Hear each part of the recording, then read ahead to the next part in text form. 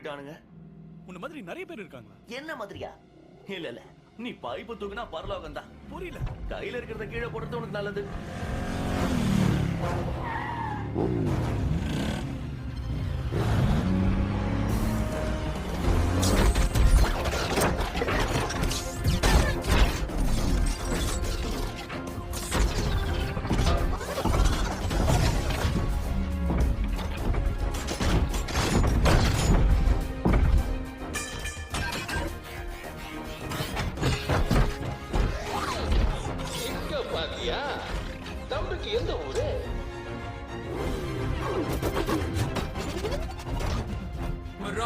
என்ன காரியம் பண்ணிருக்க?